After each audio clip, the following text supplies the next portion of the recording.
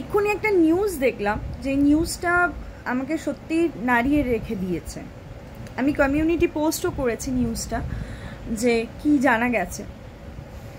আমি শুধু এটাই ভাবছিলাম, এটা শুধু রেপ ছিল না, গ্যাং রেপ ছিল না, এটা একটা প্ল্যানিং প্লটিং করে মার্ডারও বলবো না, এটা ভীষণ রাগ, কিছু মানুষের প্রচণ্ড রাগ, তাদের এমন কিছু জিনিস যেগুলো তিলোত্তমা জানতে পেরেছিল, তার জন্য আজকে তিলোত্তমার এই পরিণতিটা হয়েছে। এবং সেইটারই আজকে বেশ সুন্দরভাবে, যে আমি কমিউনিটি পোস্ট করেছি, যারা এখনো দেখোনি গিয়ে আমার কমিউনিটি পোস্টটা দেখলে বুঝতে পারবে আমি কি টপিক, মানে কি জন্য এত এই কথাগুলো বলতে পারছি। তিলোত্তমা জানতে পারে তারই কলেজ বা তারই পেশার জায়গা, মানে যেখানে সে ডাক্তার ছিলেন, সেই জায়গায় কীরকম মানে যেই কাজগুলো করা যায় না, পাতি ক্রাইম চলছে, মানে একটা কি বলে ওই শব্দগুলোকে, যৌন কি মানে সেক্স র্যাকেট, ভালো এটাই বেস্ট হবে, সেক্স র্যাকেট চলছে, নানা রকম অঙ্গ বিক্রি করা চলছে, অঙ্গ প্রত্যঙ্গ, এই জিনিসগুলো জানতে পেরে যায়, তিলোত্তমা জানতে পারে না। আমি এটা নিজের মন থেকে মন গড়ন কথা বলছি না, বারবার বলছি, কমিউনিটি পোস্টে আমি দিয়েছি, ভিডিওটা শেয়ার করেছি, তোমরা দেখে নিতে পারো।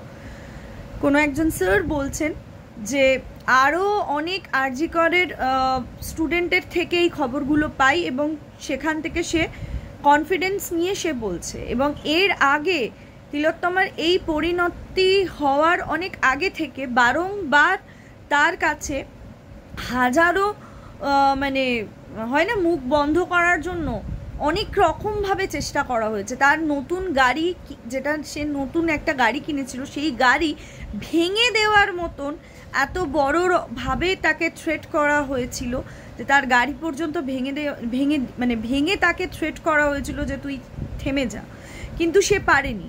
সে তো ডাক্তার, ডাক্তারি যখন কেউ, ডাক্তার বলো নার্স বলো, এগুলো যখন পড়ে, আমার নিজের দিদি ডাক্তার আছে, আমার ছোট দি, আমার আরেক দিদি নার্স, তো এরা যখন মানে পাশ করে যায়, তো এদেরকে একটা জায়গায় গিয়ে, তো যেটা বলছিলাম যে একটা মানে যারাই ডাক্তার বা নার্সিং ট্রেনিং নেয়, তাদের যখন শেষ হয়ে যায়, কমপ্লিট হয়, তাদের ওই যেমন গিটারতে হাত রেখে সবাই প্রতিজ্ঞা করে, ওরকম অনেক কিছু প্রতিজ্ঞা নেওয়ানো হয়। তো এটা অনেকেই জানবে বোধহয়।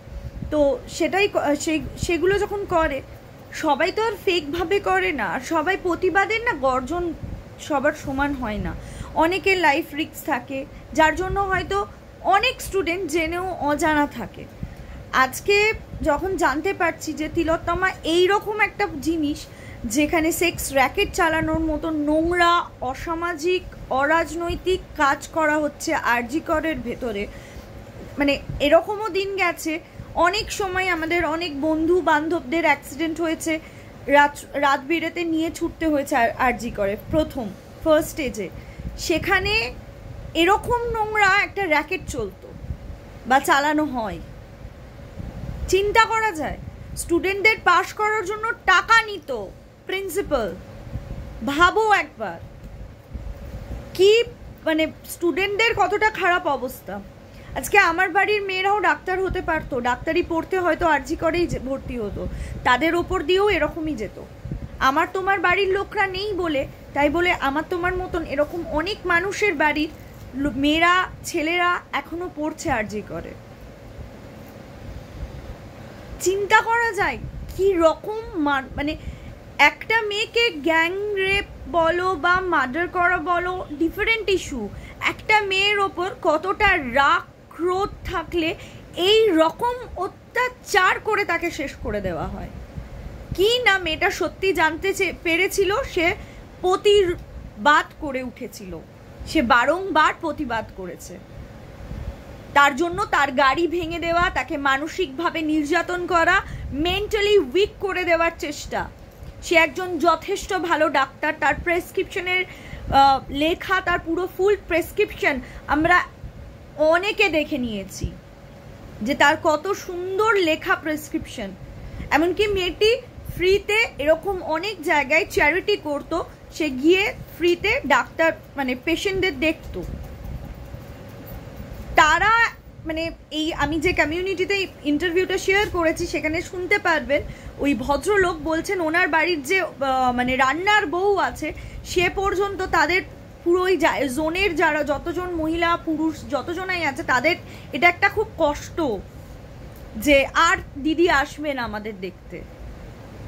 সত্যিই তো ভগবান আমাদের কাছে মানে এই ডাক্তার আমাদের কাছে ভগবানের সমান।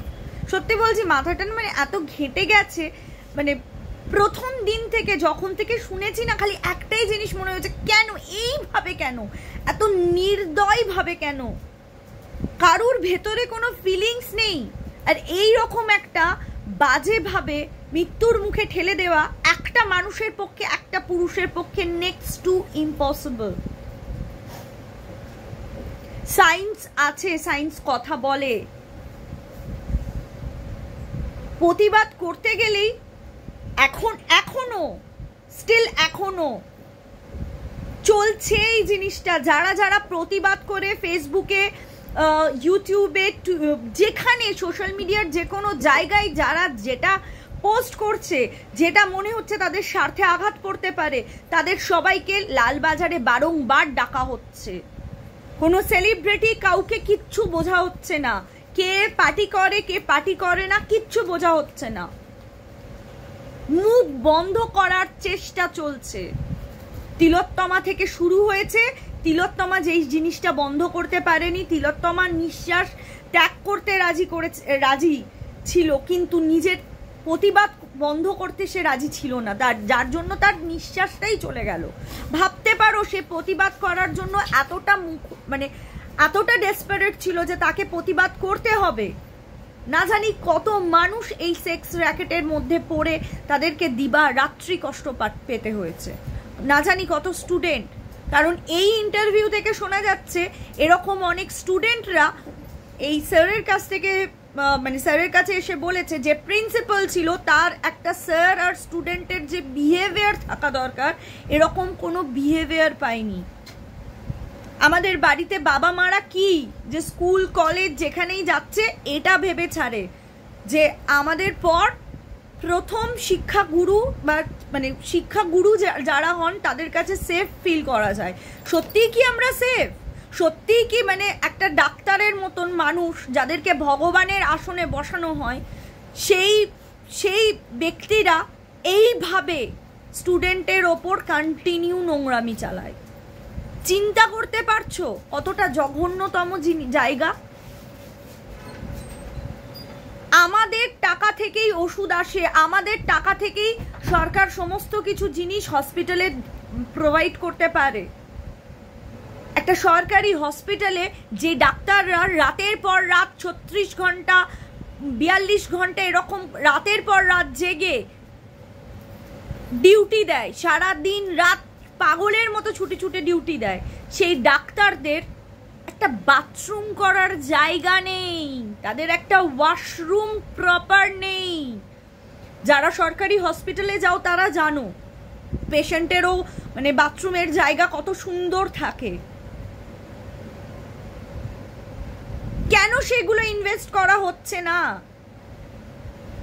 কালকেই আমি একটা পোস্ট দেখেছি ফেসবুকে, কোনো একজন উনিও স্বাস্থ্য দপ্তরেই ছিলেন, ওনাকে নাকি ডাকা হয়েছিল, দিদি ডেকেছিলেন, উনি নাকি বলেছিলেন, ওই ডাক্তার বলেছিলেন, যারা দেখেছো তারা নিশ্চয়ই বুঝতে পারবে, কমেন্টের নামটা বলে দিও, মানে স্যার সেই ডক্টর বলেছিলেন যে আমার 2টো অপারেশন আছে, 2টো না 3টে ওটি আছে, আমি ওটি সেরে আপনার সাথে দেখা করতে আসছি। শুধু এইটুকু কথা বলার জন্য তার লাইসেন্স চলে যায়, তার যে জায়গায় সে ছিলেন তার পদ ছিনিয়ে নেওয়া হয় এবং সে যে সরকারি একজন চাকরিজীবী মানে ডাক্তার ছিলেন তার পেনশন বন্ধ করে দেওয়া হয়। তো কালকে উনি ন্যায় পেয়েছেন, উনি এতগুলো বছরের যে টাকা সুদ সমেত পুরো টাকাটা পাবেন এবং পেনশনটা স্টার্ট হবে। থ্যাংক গড যে উনি এইটুকু ন্যায় পেয়েছেন। আদেও কি তিলোত্তমা ন্যায় পাবে?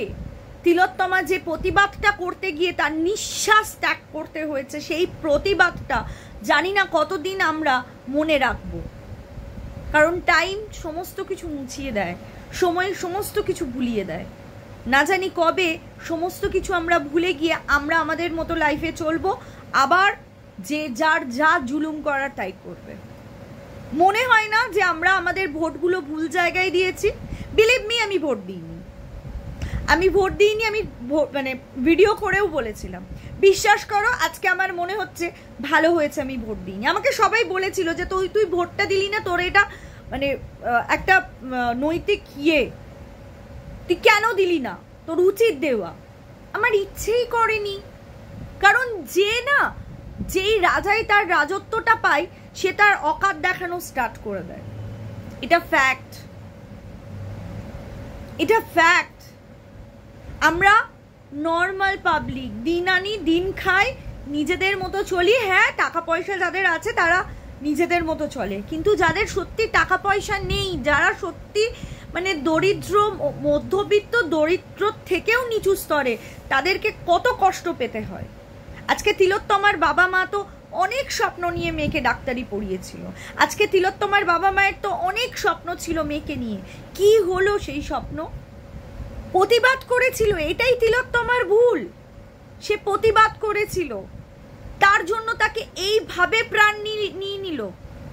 মানতাম প্রাণ নিয়ে নিয়েছে, কিন্তু এই রকম পরিণতি হতে হলো তিলোত্তমার, এটাকে প্রাণ নেওয়া বলে?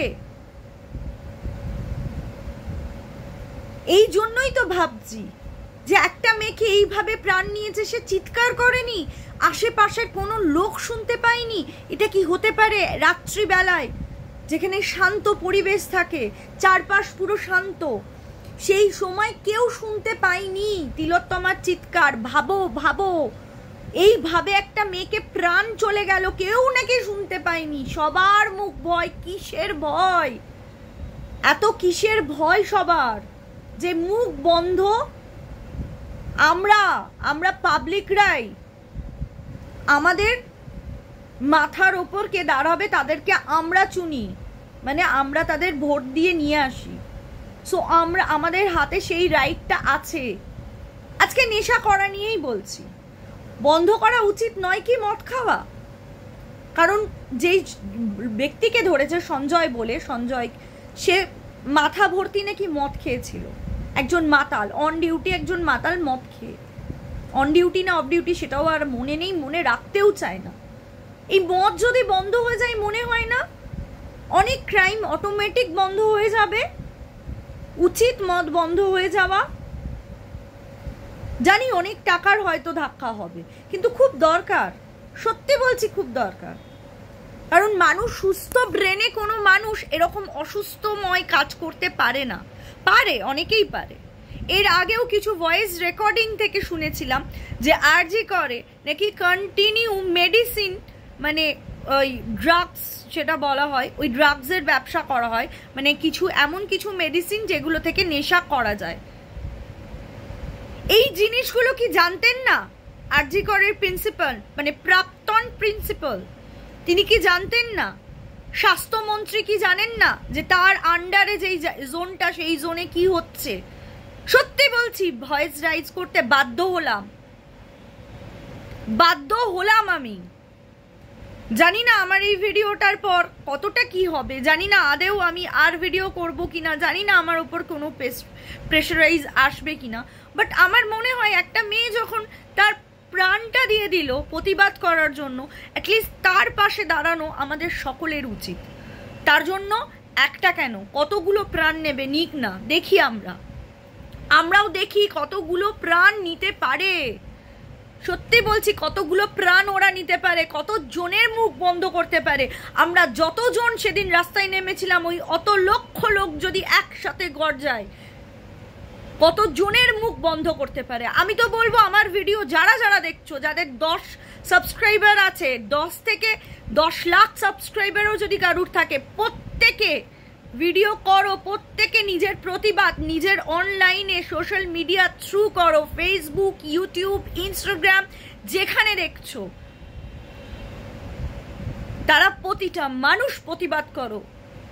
সবসময় রাস্তায় নামতে হয়তো আমরা পারছি না, আলটিমেটলি তো মেয়ে, আলটিমেটলি তো রাস্তায় নামবো কি করে? বাড়ির লোক তো বলবে রাস্তায় লাঠিচার্জ হচ্ছে, পুলিশরা তুলে নিয়ে চলে যাচ্ছে, তোরা বেরোতে পারবি না। তো কি হয়েছে, চার দেওয়ালের মধ্যে বসে আমরা প্রতিবাদ করব, তাই না? আমরা তো করতে পারি প্রতিবাদ, এইটুকু প্রতিবাদ করার ক্ষমতা তো আমাদের আছে। একটা মেয়ের যদি এত কষ্টে প্রাণ চলে যায়, সে তো অচেনা মানুষদের জন্য তার প্রাণটা গেছে, চিন্তা করা যায়? অঙ্গ মানে শরীরের যে অর্গানগুলো সেগুলোর বিক্রি করার এত বড় ক্রাইমের কথা উঠে আসছে, এত বড় ক্রাইম। যে ব্যক্তি বলেছেন সে নিশ্চয়ই এটা জানে যে এটা সোশ্যাল মিডিয়ায় আসবে, এটা একটা নিউজের চ্যানেলে দেখা হচ্ছে, সে নিশ্চয়ই জেনে বুঝে সে তার কথা বলেছে। আমার তো এখন তার জন্যও টেনশন হচ্ছে, বিকজ যে মুখ খুলবে তার মুখ বন্ধ করে দেওয়া, তাকেই লালবাজারে ডেকে পাঠানো হবে, তারই মুখ বন্ধ করে দেওয়া হবে, তারই ওপরে, তারই আশেপাশে, বাড়ির আশেপাশে লোকদেরকে দিয়ে, তার ফ্যামিলির লোকদের হয়তো এমনই অত্যাচার করা হবে যে তার মুখ বন্ধ। হয়তো আমার এই ভিডিও করার জন্য আমাকেও চেষ্টা করা হবে কারোর থ্রু আমার বাড়ির লোকদের ভয় দেখানো, এটাই তো করা হয়। কতটা একটা মেয়ের, তিলোত্তমার কতটা পাওয়ার ছিল যে তাকে বারংবার মুখ বন্ধ করাবার, হাজারো মানসিক অত্যাচার করা হয়েছে যে সে যাতে মুখ বন্ধ করে, সে যাতে প্রতিবাদ না করে, কিন্তু পারেনি তাকে প্রতিবাদ থেকে আটকাতে, পারেনি। এত কিসের লোভ? পজিশন তো আমরা দিয়েছি তো, আমরা ভোট দিয়েছি, আমি না দিলেও তোমরা সবাই তো ভোট দিয়েছো, তার জন্যই তো সে ওই পজিশনটা পেয়েছে। তাহলে কিসের এত লোভ? আর কত টাকা চায় যে এই সমস্ত জিনিসগুলো জানার চেষ্টাও করছেন না? আর একজন স্যার ছিলেন যে আরজি করের প্রাক্তন মানে পোস্টে ছিলেন, এবং আমি নামগুলো না খুব ভুলে যাচ্ছি, তোমরা হয়তো নাম সবার মনে থাকবে। তাকে পর্যন্ত তার মানে সে একটার পর একটা ইন্টারভিউ দিয়ে গেছে এবং তাকে একটার পর একটা মানে তার যে পদ আছে সেই পদ থেকে তাকে বার করে দেওয়া হয়েছে। কেন? যে প্রতিবাদ করবে তাকেই পদত্যাগ করতে হবে, তাকেই রিজাইন দিতে হবে? বারে বা সমাজ বা সেই জন্য এতদিন পারেনি। রচনা এসে বলছে আমার চোখের জল পড়লো কিনা সেটা না দেখে অন্য কিছু করো। এখনো লোকে দিদি নাম্বার 1-এ যাওয়ার জন্য পাগল হয়ে যাবে, বলো কি না দিদি নাম্বার 1-এ যেতে হবে? আমার তো লজ্জা লাগছে, আমি কোনো সময় দিদি নাম্বার 1-এ নিয়েছিলাম, সিরিয়াসলি লজ্জা লাগছে। বিকজ ওখানে গিয়ে ওই ভদ্রমহিলার সাথে স্টেজ শেয়ার করেছে, যে ভদ্রমহিলা নিজের স্বার্থ ছাড়া কিছু বুঝছে না। হয়তো রচনার ছেলে নেই, এই মেয়ে নেই, সেই জন্য বুঝছে না, কিন্তু ছেলেদের সাথেও হয়, অনেক রকম অত্যাচার হয়। সিরিয়াসলি ঘেন্না লাগছে। যত বলবো তত যেন কম, যতটা বলবো ততটা কম। নৃশংসের লিমিট ছাড়িয়ে গিয়ে একটা মেয়ের ভ্যাজিনার মধ্যে এই যে আমি ক্ল্যাচার লাগিয়েছি, এই ক্ল্যাচারটা মানে এমন করে দেওয়া হয়েছে যে তার কেটে ফেটে রক্ত বেরোচ্ছে। ভাবতে পারো আমাদের এই ক্ল্যাচার দিয়ে কেউ যদি গালে হাতে এমনি ইয়ারকি মেরে যখন এমনি করে দেওয়া হয় আমাদের কতটা লাগে। তাহলে ওরকম সেন্সিটিভ এরিয়াতে এরকম জিনিস দিয়ে সেটাকে মানে আমার ইমাজিনেশন মানে আমি কল্পনাও করতে পারছি না।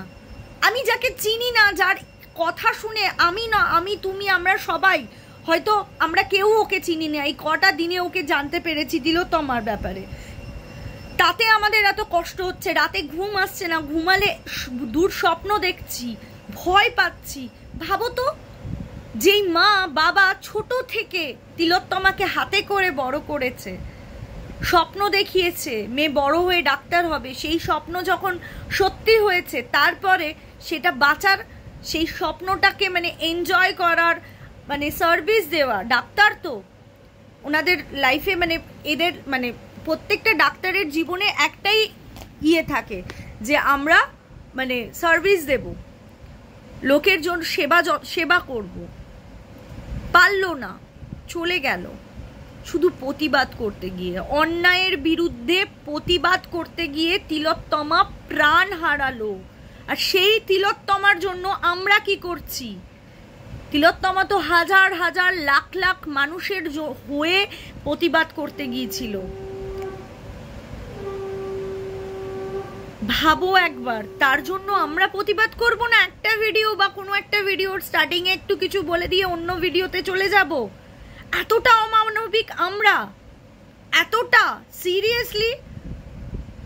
যেহেতু তিলোত্তমা কোনো বড় ইউটিউবার নয়, আমরা কন্ট্রোভার্সি ক্রিয়েটারদের মধ্যে অনেক ক্ষমতা আছে, আমরা কথা দিয়ে মানুষকে অনেক কিছু করতে পারি। করো না ভিডিও, 10টা ভিডিও নামাও, প্রত্যেকটা লোকের এগেনস্টে বলো, দরকার এটা করা, করো, বলো। ঠিক আছে, চলো, জানি না তোমরা কতজনা করবে, বাট আমার প্রতিবাদ আমি যেটা যেটা দেখবো, যখন যখন যেটা যেটা মনে হবে, ঠিক যেরকম আমি আমার বন্ধুর থেকে শুরু করে আমাদের বোনরা, ভাই বোনরা বা বন্ধুরা বা বাড়ির যে আমাদের দিদি যারা আমাদের কাজে হেল্প করে তাদের সাথে, জেঠিমা, মা জেঠিমা, সবার সাথে এই এক টপিকে কথা বলছি অলওয়েজ।